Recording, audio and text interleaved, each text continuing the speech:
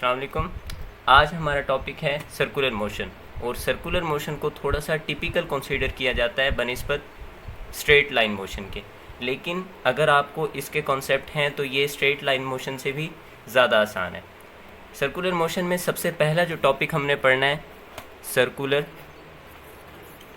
Motion में सबसे पहला हमने जो टॉपिक पढ़ना है वो है एंगुलर मोशन। क्या? एंगुलर डिस्प्लेसमेंट पढ़ना है हमने, एंगुलर डिस्प्लेसमेंट।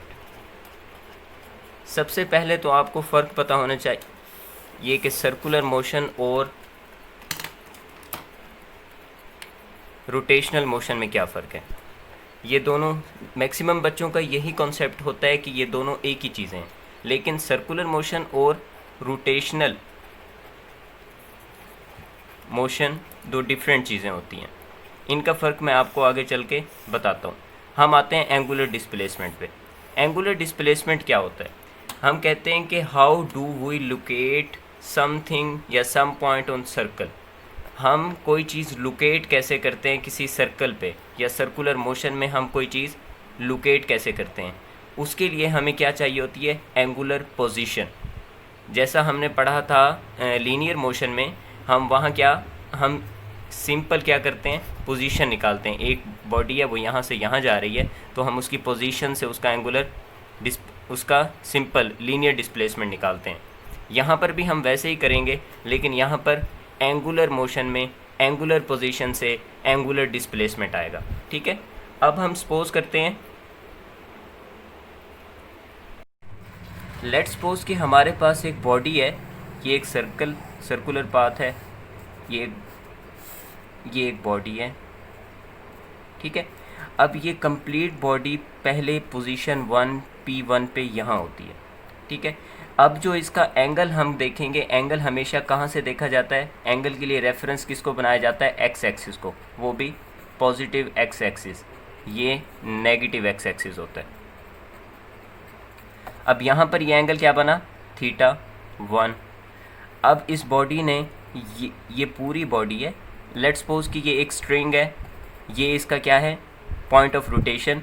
यहाँ से यहाँ पर इसके ऊपर एक हमने स्टोन इसे बाइंड किया हुआ है, और हम इसको ऐसे ऐसे घुमा रहे हैं। ठीक है, तब क्या होता है कि ये पॉइंट, अब लेट्स सपोज हमने यहाँ पर देखना है, P1 से P2 पे आ जाता है यही पॉइंट, और इस तरह से। अब एंगल क्या बना? θ2। एक्स एक्सिस के अकॉर्डिंग देखें तो θ2, और इन दोनों में इसने कितना कवर किया डिस्प्लेसमेंट? वो ये है, ये वाला। इसे मैं ग्रीन से शो कर देता हूँ, ये वाला डेल्टा थीटा। ये डेल्टा थीटा क्या है? चेंज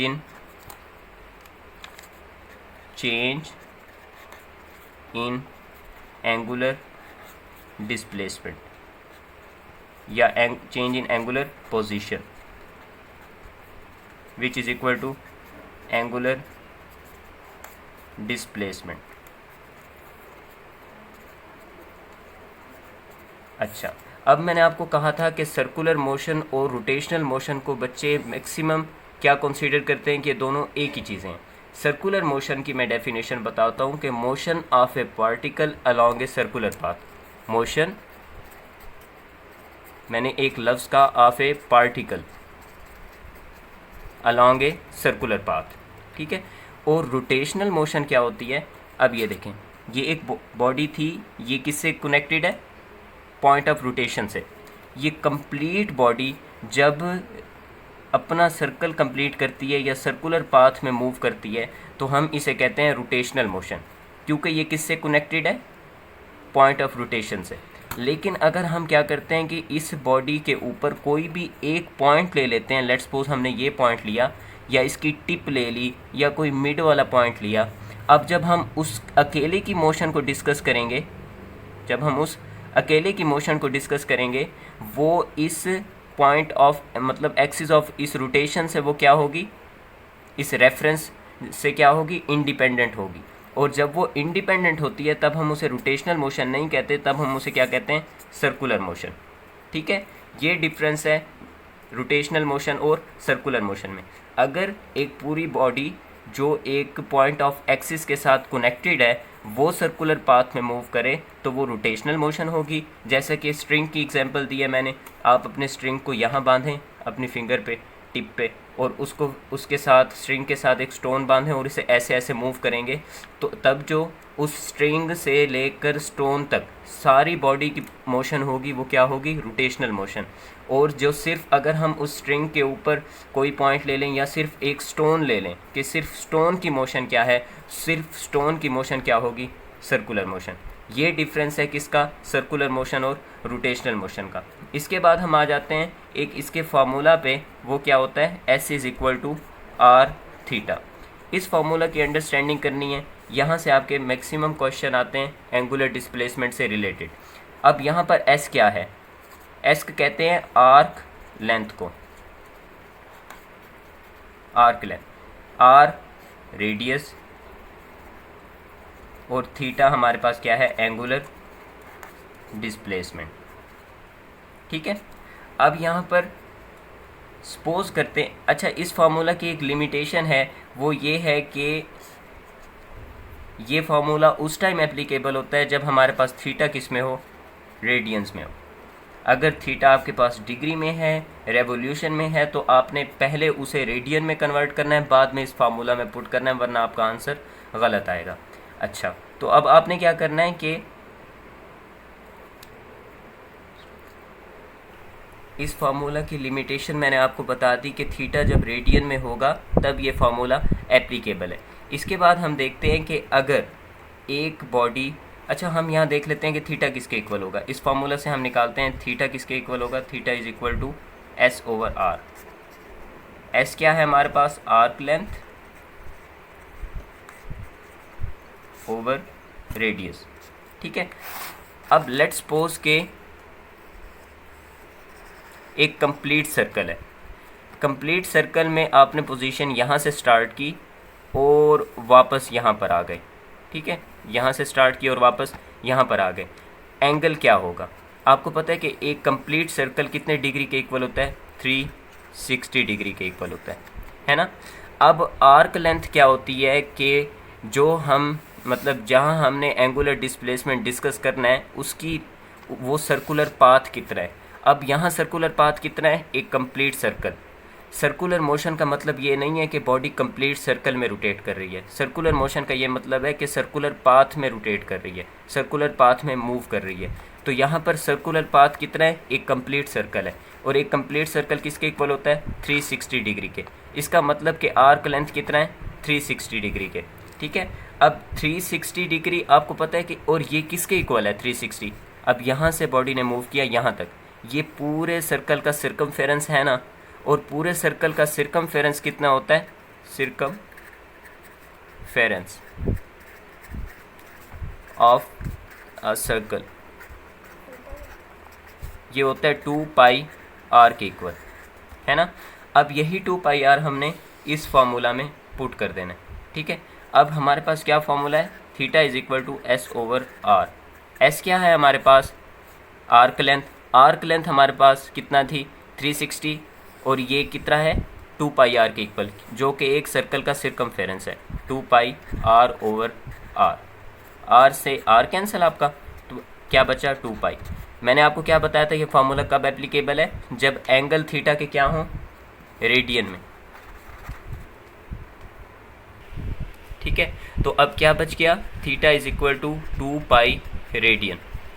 ये कब होता है, एक कंप्लीट सर्कल के लिए, कंप्लीट सर्कल, और कंप्लीट सर्कल किसके इक्वल होता है, 360 डिग्री। ठीक है, अब इसका क्या मतलब हुआ कि 360 degree is equal to 2 pi radian which is equal to 1 revolution. 1 revolution किसको कहते हैं, कंप्लीट सर्कल को 1 रेवोल्यूशन कहते हैं। ठीक है, अब यहाँ पर हमारे पास हम इसको ले लेते हैं, यहाँ से हमारे आगे रिलेशन बन जाएंगे, हम कन्वर्जन कर सकते हैं रेडियन की डिग्री में, डिग्री की रेडियन में। अब यहाँ देखें 2 pi radian is equal to 360 degree, 2 है, इसे 2 पे डिवाइड करें, ये कितना हो जाएगा, 180 के, 180 degree is equal to pi radian. अगर हमें चाहिए कि हमने रेडियन को कन्वर्ट करना है डिग्री में, तब हम क्या करेंगे, इसको भी पाई से डिवाइड करेंगे, इसको भी पाई से डिवाइड करेंगे, आंसर क्या आ जाएगा 1 radian is equal to 180 over pi. अब आपके पास वो कोई भी रेडियन में वैल्यू दे देता है, लेट्स सपोज उसने दी कि 5/2 रेडियन और उसको डिग्री में कन्वर्ट करना है, तो आपने क्या करना है 1 रेडियन को 5/2 से मल्टीप्लाई करना है, यहाँ भी 5/2 से मल्टीप्लाई करना है, जो आंसर आएगा वो आपका डिग्री में 5/2 रेडियन के इक्वल आ जाएगा। ठीक है, और इसके बाद आपने ये वैल्यू आती रहती है कि 180 ओवर पाई मीन 1 रेडियन कितना डिग्रीज के इक्वल होता है, वो होता है 57.3 डिग्री के। ठीक है, अच्छा अब हम इसी फार्मूला से देखते हैं कि हम क्या डिग्री को रेडियन में कन्वर्ट कर सकते हैं। अब यहाँ हमारे पास क्या था 180 is equal to pi radian, अब हमें 1 डिग्री चाहिए तो हम इसे 180 से डिवाइड कर लेते हैं, 180 over 180 degree is equal to pi radian over 180। ठीक है, अब 180 से 180 कैंसिल, यहाँ क्या बचेगा 1 degree is equal to pi over 180 radian. Radian में पाई मतलब रेडियन की वैल्यू ओवर डिग्री की। अब हमारे पास अगर वो हमें कोई भी एंगल दे देता है, लेट्स सपोज उसने 45 डिग्री दिया कि 45 को रेडियन में कन्वर्ट करें, तो इसे 45 से मल्टीप्लाई कर देना है, इसे भी 45 से मल्टीप्लाई कर देना है, जो आंसर आएगा वो आपका डिग्री में रेडियन की कन्वर्जन होगी। ठीक है, और ये वैल्यू किसके इक्वल होती है 0.017 1 डिग्री 0.017 रेडियन के इक्वल होता है। ठीक है, इसके बाद हमने लास्ट टॉपिक पढ़ना है एंगुलर डिस्प्लेसमेंट से रिलेटेड, वो ये है कि एंगुलर डिस्प्लेसमेंट की डायरेक्शन। एंगुलर डिस्प्लेसमेंट एक वेक्टर क्वांटिटी होती है फॉर स्मॉल एंगल्स। ये वेक्टर क्वांटिटीज़ बाकी वेक्टर क्वांटिटीज़ जो लीनियर मोशन में होती हैं उन जैसी नहीं होती, इसलिए थोड़ा सा टिपिकल होती हैं, इसलिए इनको कहते हैं एक्सियल वेक्टर्स, ये सिंपल वेक्टर्स नहीं होते। अब हम इसकी डायरेक्शन देख लेते हैं कि हमें एंगुलर डिस्प्लेसमेंट की डायरेक्शन कैसे मिलेगी। हमने एक केस डिस्कस किया था कि एक सर्कल में बॉडी मूव कर रही है, एक स्ट्रिंग है वो यहाँ से यहाँ तक मूव करती है, एंगल डेल्टा थीटा ये है, और एक्स एक्सिस के साथ पहले θ1 फिर θ2 बनाती है। ठीक है, अब यहाँ से उसने यहाँ मूव किया, मतलब उसकी रोटेशन इस तरफ है, एंटी क्लॉकवाइज है। अब हमने क्या करना है कि जो उसकी रोटेशन होगी बॉडी की जिस डायरेक्शन में, उस डायरेक्शन में हमने अपने फिंगर्स को कर्ल करना है। फिंगर्स को हमने यूं कर्ल किया, ठीक है, यूं कर्ल किया, हमारा जो थंब होगा इरेक्टेड थंब वो हमें डायरेक्शन देगा एंगुलर डिस्प्लेसमेंट की। ये रूल हमारा जो है ये मैक्सिमम एंगुलर क्वांटिटीज़ पे लग जाता है। अब ये देखें, लेट्स सपोज कि उसने यहाँ से मूव किया तो हमने इसको फिंगर्स को कर्ल किया किसकी डायरेक्शन में, रोटेशन की डायरेक्शन में, ये रोटेशन की डायरेक्शन है। रोटेशन की डायरेक्शन में मूव किया तो हमारा जो इरेक्टेड थंब है वो किसकी डायरेक्शन शो कर रहा है हमें, एंगुलर डिस्प्लेसमेंट की, जो क्या है अपवर्ड है, अपवर्ड या आउट ऑफ द पेज है। अपवर्ड का मतलब, अच्छा ये है कि अपवर्ड का मतलब ये होता है, आउट ऑफ द पेज का मतलब ये है, जिसे हम किससे शो करते हैं, इससे। ठीक है, आउट ऑफ द पेज ये होता है, अपवर्ड ये होता है, डाउनवर्ड ये होता है, इनटू द पेज ये होता है। अच्छा, तो अब डायरेक्शन इसकी क्या है, आउट ऑफ द पेज। और जो एंगुलर क्वांटिटीज़ होती हैं इनकी डायरेक्शन हमेशा along the axis of rotation होती है, ये है एक्सिस ऑफ रोटेशन। ठीक है, इसकी डायरेक्शन यहाँ पर हम नहीं शो करते, अगर यहाँ पर हमने शो करनी होगी यहाँ पर किसी भी पॉइंट पे, तो वो एंगुलर नहीं, वो लीनियर क्वांटिटीज़ की डायरेक्शन शो होती है along the tangent, along the tangent linear quantities की डायरेक्शन शो होती है। लीनियर डिस्प्लेसमेंट, लीनियर वेलोसिटी की डायरेक्शन हम ऐसे शो करेंगे, लेकिन एंगुलर वेलोसिटी की डायरेक्शन, एंगुलर डिस्प्लेसमेंट की डायरेक्शन, इन सब चीज़ों की direction along the axis of rotation होगी। ये आज का हमारा टॉपिक था, आई होप कि आपको समझ आ गई होगी। इंशाल्लाह कल हम पढ़ेंगे एंगुलर वेलोसिटी और साथ ही हम एंगुलर एक्सेलरेशन को भी रिलेट करेंगे। ठीक है, जज़ाकल्लाह, थैंक्स फॉर वॉचिंग।